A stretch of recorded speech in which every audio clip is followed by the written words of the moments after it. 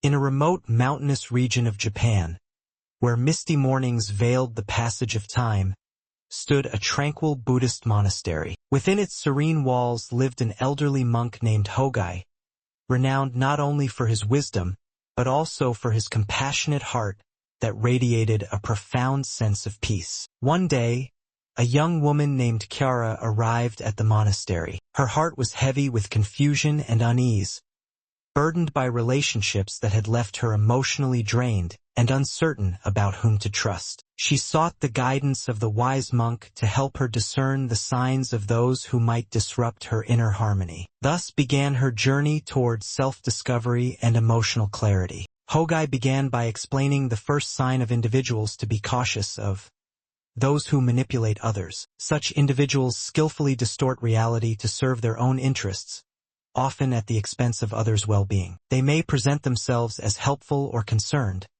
but their true intentions are self-serving. Chiara recalled a colleague who had once advised her to decline a promotion, suggesting it wasn't in her best interest. Later, she discovered that the colleague had accepted the position herself, revealing the manipulative nature of her actions. The monk continued, highlighting the second sign: a lack of genuine empathy. Some individuals feign concern and understanding, but their interest is superficial and often motivated by personal gain. They may appear supportive, yet they are indifferent to others' true feelings and experiences. Chiara thought of a friend who only reached out during times of personal need, showing little regard for Chiara's own challenges. This realization underscored the importance of discerning authentic empathy from mere pretense. Next, Hogai addressed the third sign: individuals who consistently sow discord and conflict. These people thrive on creating tension and disharmony, often instigating arguments and disagreements where none previously existed. Their presence disrupts the peace and can lead to a toxic environment. Chiara remembered a family member who seemed to provoke disputes during gatherings,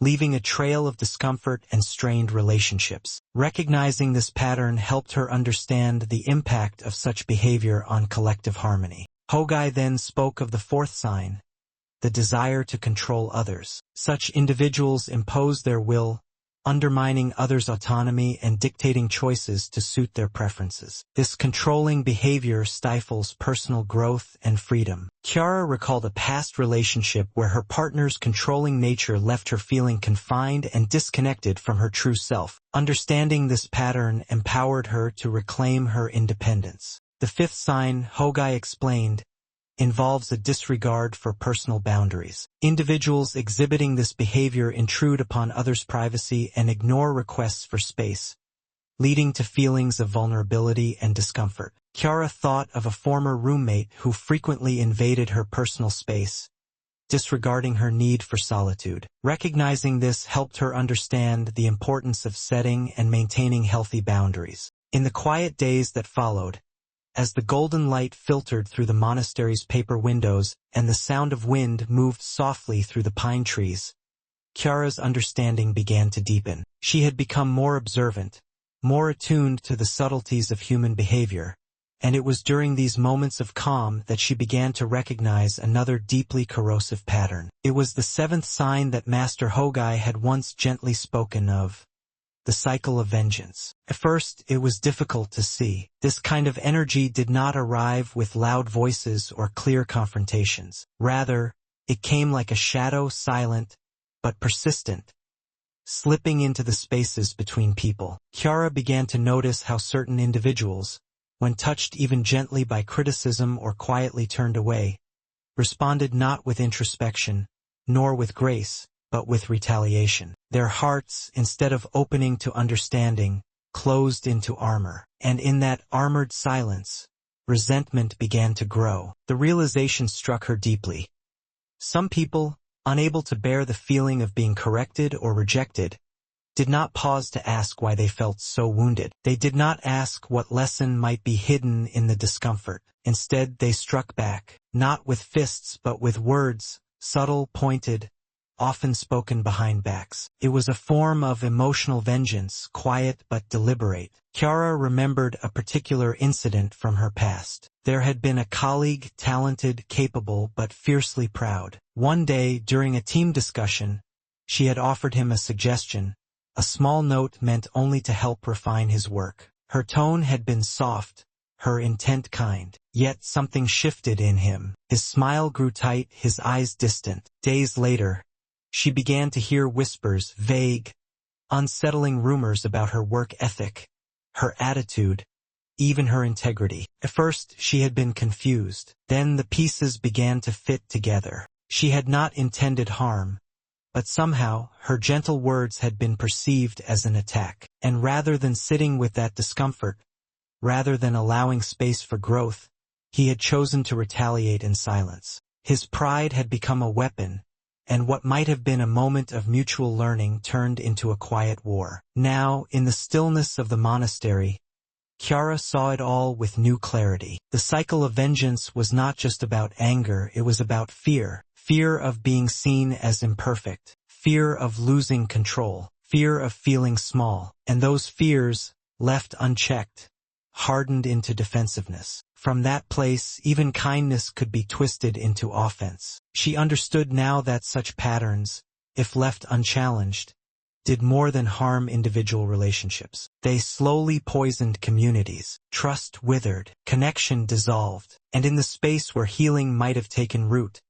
only silence remained, cold, unresolved, and lonely. But in recognizing this, Chiara also found a quiet sense of peace. With awareness came the power to choose. The realization struck her deeply. Some people, unable to bear the feeling of being corrected or rejected, did not pause to ask why they felt so wounded. They did not ask what lesson might be hidden in the discomfort. Instead, they struck back, not with fists but with words, subtle, pointed, often spoken behind backs. It was a form of emotional vengeance, quiet but deliberate. Chiara remembered a particular incident from her past. There had been a colleague, talented, capable, but fiercely proud. One day, during a team discussion, she had offered him a suggestion, a small note meant only to help refine his work. Her tone had been soft, her intent kind. Yet something shifted in him. His smile grew tight, his eyes distant. Days later, she began to hear whispers, vague, unsettling rumors about her work ethic, her attitude, even her integrity. At first, she had been confused. Then the pieces began to fit together. As Chiara continued her quiet observations and reflections within the calm embrace of the monastery, another subtle but deeply telling pattern began to emerge, the eighth sign. An unrelenting craving for attention. This trait, though less overtly harmful than some others, often created ripples that disturbed the delicate balance of connection. Chiara noticed that some individuals seemed to flourish only when the gaze of others rested solely upon them. It wasn't enough to simply be part of a shared experience. They had to become the centerpiece of every moment. Their presence, while initially charming or engaging, gradually revealed a deeper need, not for companionship, but for validation. She remembered one friend in particular, someone she had once held close. At every gathering, no matter the occasion or who else was present, this friend would skillfully draw all conversations back to themselves. If someone shared a story, they had one more dramatic. If someone spoke of joy or sorrow, they would quickly recount an even greater triumph or deeper pain. Slowly, these interactions began to feel less like shared experiences and more like performances, staged under a spotlight that never shifted away. At first, Chiara had thought little of it. She had smiled, listened, offered her attention as any caring friend would. But over time, she began to feel something else.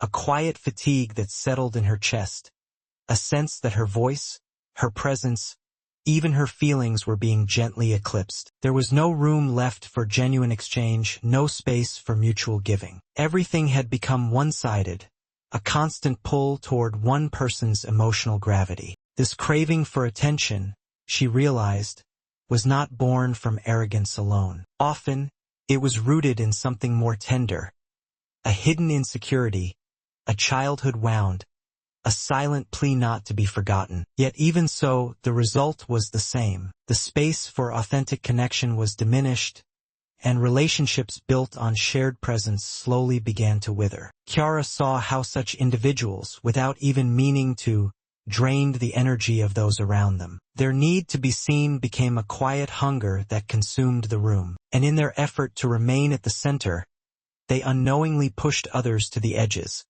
leaving behind a trail of neglected voices and weary hearts. Now, sitting under the stillness of swaying bamboo, Kiara reflected with compassion but also with clarity. True connection, she understood, could not flourish where attention was demanded rather than shared. Love could not grow in a space dominated by performance. It required balance, the ability to both shine and step back, to listen as deeply as one speaks. In recognizing this sign, she did not judge, but she chose. She chose to guard her peace by gently setting boundaries with those who could not yet see beyond themselves. And in doing so, she opened space for deeper, more nourishing relationships.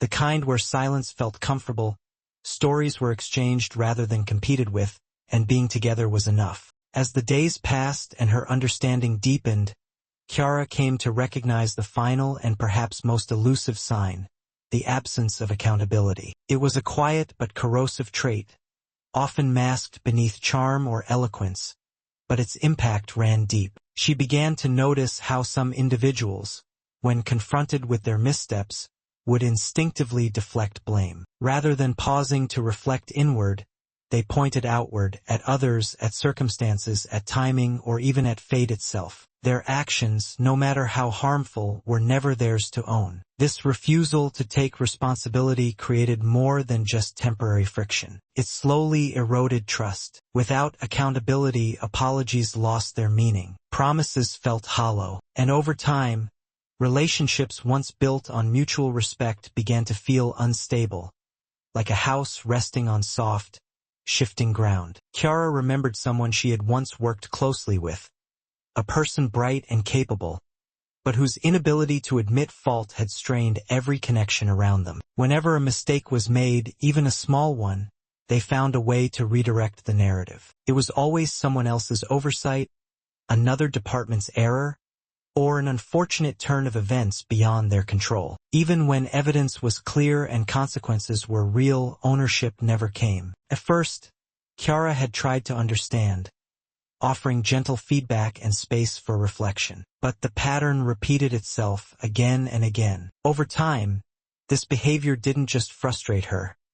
It created an atmosphere of unease. There was always tension, always caution. People grew hesitant to collaborate, unsure of when they might be blamed next. A sense of distrust settled like dust on every interaction. In the stillness of the monastery garden, Kiara sat quietly and let these memories rise and fall like distant waves. She now saw how the absence of accountability wasn't simply a flaw in behavior, it was a deeper resistance to vulnerability. To admit a mistake required courage. It meant facing one's own imperfection, owning one's impact, and choosing growth over pride. But those who couldn't take that step remained trapped in cycles of denial, unable to evolve, and unable to truly connect. She felt no anger toward those who lived this way, only a quiet sadness. For in their fear of being seen as wrong, they had made themselves unreachable. And in doing so, they left behind a trail of broken trust and missed opportunities for healing. As the breeze rustled gently through the bamboo leaves,